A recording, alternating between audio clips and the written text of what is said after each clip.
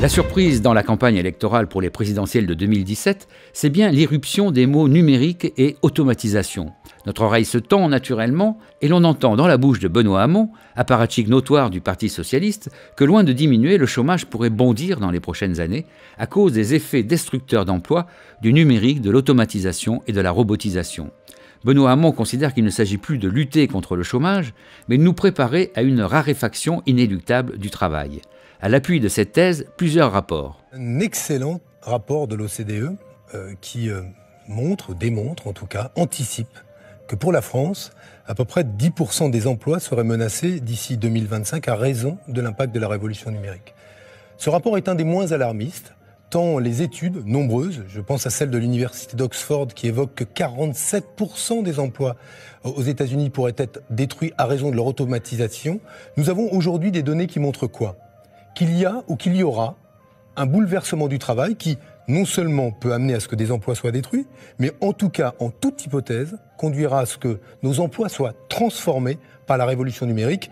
Là encore, je rappelle les travaux remarquables aussi du Conseil d'orientation pour l'emploi placé auprès du Premier ministre, qui indique que pour la France, un emploi sur deux pourrait être directement impacté par l'automatisation. Si l'on considère les études les plus optimistes qui évaluent à 9% les emplois menacés par l'automatisation, il faut noter que cela représente à peu près le taux de chômage actuel en catégorie A en France.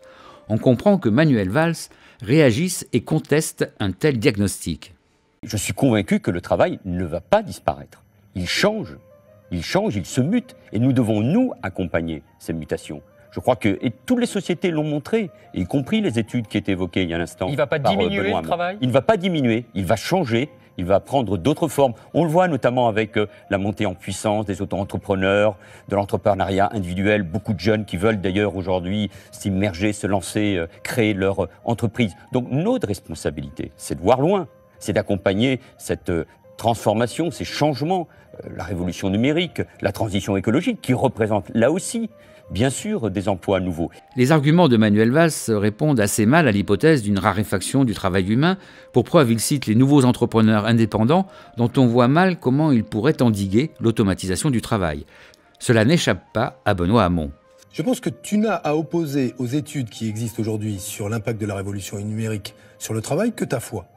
Ta croyance qu'il ne va pas y avoir de raréfaction du travail. Or, aujourd'hui, on constate que elle a commencé, cette raréfaction du travail. Et moi, je pense qu'il vaut mieux anticiper un processus, quitte à ce qu'on se trompe demain, et quitte à ce que demain, il n'y ait pas de raréfaction du travail, en équipant en droit celles et ceux qui connaissent.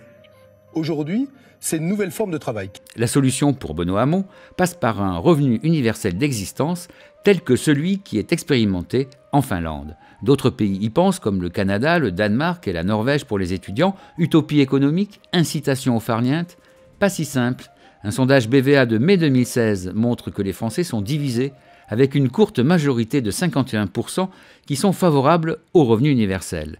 Et un groupe d'économistes, dont fait partie Thomas Piketty, a publié un appel dans Le Monde qui estime que, économiquement et socialement, le revenu universel d'existence peut être pertinent et innovant. Autant de signes qui justifient un véritable débat sur cette question de la raréfaction du travail. D'autant que lorsque Benoît Hamon parle du numérique et de l'automatisation, il ne mentionne pas l'intelligence artificielle. Or, c'est elle qui prépare une 4e révolution industrielle. Mais d'où vient cette intelligence artificielle? C'est le sujet de l'épisode 2 de Sciences Publiques consacré à la question « L'intelligence artificielle va-t-elle tuer l'emploi ?» À suivre donc.